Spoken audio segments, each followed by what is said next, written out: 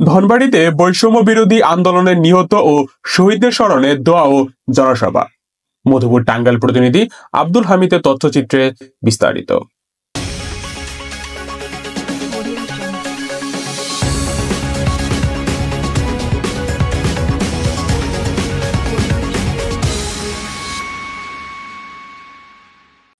টাঙ্গাইলের ধনবাড়ি উপজেলার বাইঘাট উচ্চ বিদ্যালয় মাঠে বৈষম্য বিরোধী ছাত্র জনতার আন্দোলনে নিহত শহীদদের স্মরণে দোয়া মাহফিল ও জনসভা অনুষ্ঠিত হয়েছে।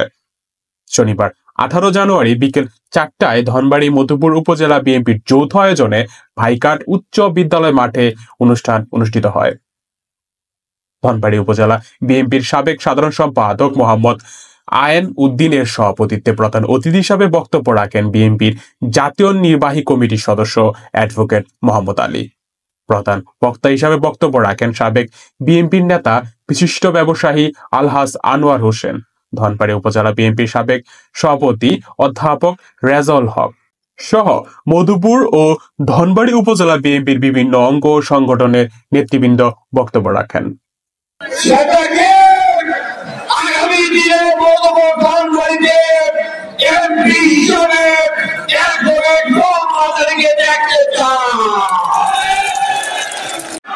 সেই প্রতিরোধে অসংখ্য বিএনপি সমাজ নেতা কর্মীরা গুলি বিক্ষোভ হয়েছিল। বন্ধুরা, সে একদিকে পুলিশ গুলি করে আরেকদিকে ধনবাড়িতে স্বপন ফকির বক্তৃতা দিয়ে বলে পুলিশ ভাইদেরকে ধন্যবাদ জানাই, আওয়ামী লীগকে ধন্যবাদ জানাই। বলবে আপনাদের আজকে একদিকে কমিটি একদিকে জনগণ, ওই কমিটিতে যাওয়ার জন্য আমাদেরকে লোক দেখানো হয়েছিল, কিন্তু আমরা ওই কমিটি প্রত্যাখ্যান করে এই মধুপুরের স্থানীয় সন্তান অ্যাডভোকেট মোহাম্মদ আলীর হাতকে শক্তিশালী করার জন্য আমরা মাঠে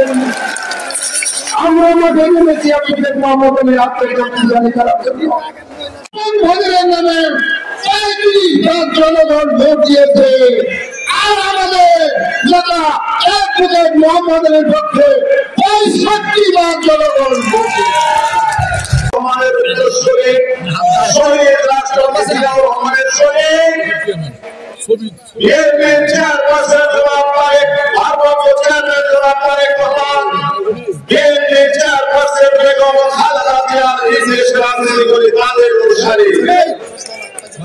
আজকে বলতে চাই আমাদের মধ্যে সৃষ্টি হয়েছে, জনগণের মধ্যে যে জাগরণের সৃষ্টি হয়েছে, ইনশাআল্লাহ এই জাগরণ আমাদেরকে যে উদ্দেশ্য আমরা মাঠে নেমেছি সেটাকে সাফল্য